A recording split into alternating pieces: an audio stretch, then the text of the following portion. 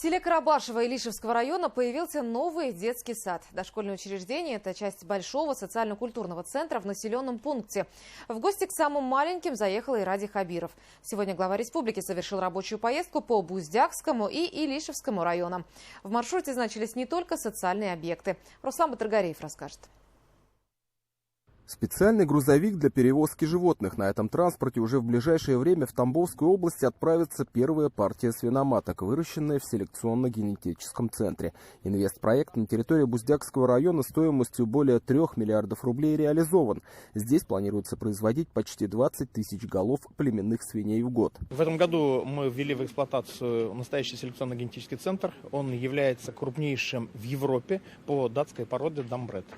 На территории свинокомплекса происходит скрещивание 3 пород. Это йоркшир, ландрас и дюрок. И в результате мы получаем гибридных животных, которые поставляются на товарные фермы Российской Федерации и мира. То есть будем работать на экспорт. Общаясь с инвесторами, Ради Хабиров попросил обратить внимание на экологические аспекты в работе производства. Необходимо минимизировать запахи и воздействие на окружающую среду. На это неоднократно жаловались местные жители. Однако здесь уже прорабатывается вопрос приобретения специального оборудования, которое позволит перерабатывать жидкие отходы в газ и удобрения. Это детская консультация вот на первом этаже. Вот 3, где да? единичка. Единичка. Да, на первом этаже.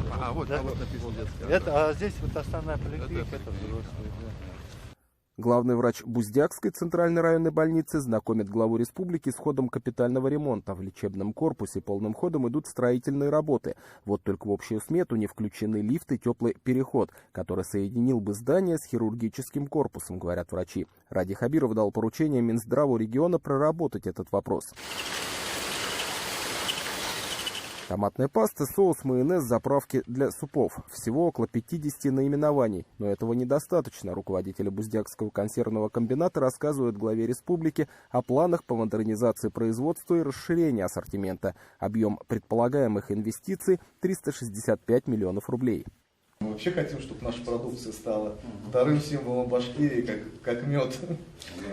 Стараемся, все делаем для этого. Любое новое производство – это дополнительные рабочие места. И хорошо, когда они создаются не только крупными предприятиями. В этом тепличном комплексе крестьянско-фермерского хозяйства трудится более 100 человек. На 10 гектарах овощеводы выращивают преимущественно огурцы. Что нужно сегодня, чтобы огурец нормально вырос, так скажем? Во-первых, это свет, капельный полив, малообъемная гидропоника, это на минеральных ватах, и труд людей. Вот и все составляющие хорошего урожая. Сегодня же во второй половине дня Ради Хабиров посетил Илишевский район. Здесь глава республики в первую очередь осмотрел новый детский сад. Объект строили по программе «Устойчивое развитие сельских территорий».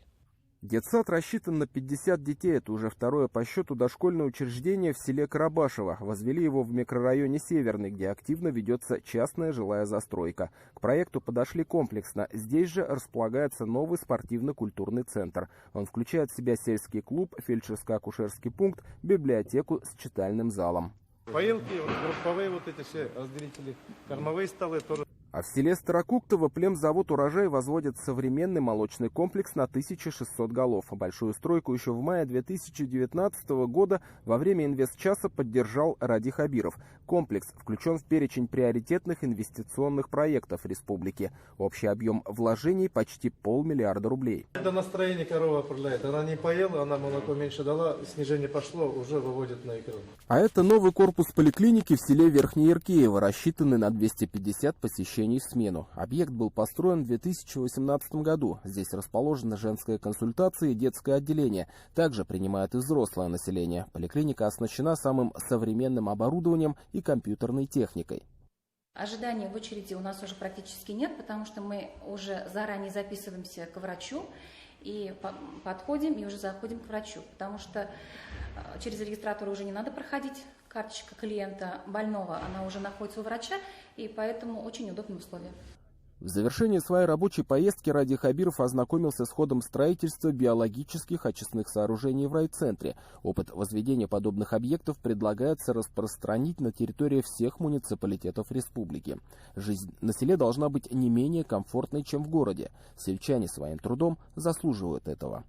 Руслан Батыргареев, Артур Ханов, Виктор Меренков и Александр Демидов. Новости. Буздякский и Илишевский районы.